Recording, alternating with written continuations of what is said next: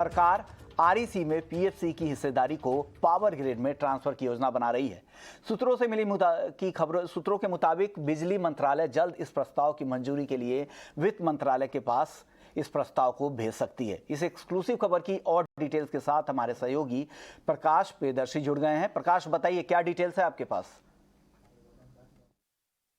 देखिए, सूत्रों के हवाले से हमें एक्सक्लूसिव जानकारी मिल रही है कि पावर सेक्टर में एक और बड़ा एक्विजिशन जो है वो देखने को मिल सकता है।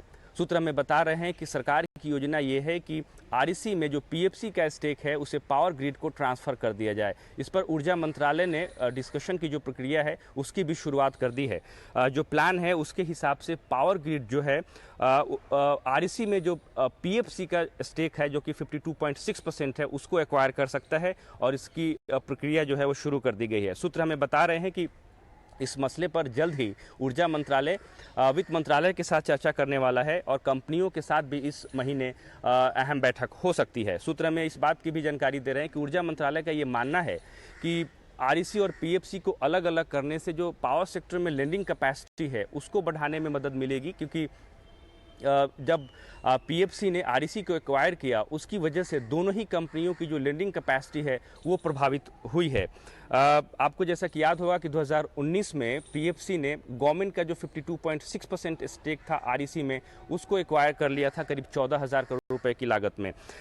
लेकिन एक्विजिशन से पहले अगर आप पावर सेक्टर में लेंडिंग के आंकड़ों पर नज़र डालें तो पीएफसी और आरईसी का जो शेयर था वो करीब 20-25% के आसपास था। लेकिन एक्विजिशन के बाद ये जो दोनों ही कंपनियों का कंबाइंड लेंडिंग कैपेसिटी है वो 25% के आसपास ही दिख रही है। इस बात को ध्यान में रखते हुए ऊर्जा मंत्रालय को लगता है कि दोनों ही कंपनियों को अलग करने से इनकी लेंडिंग कैपेसिटी बढ़ेगी।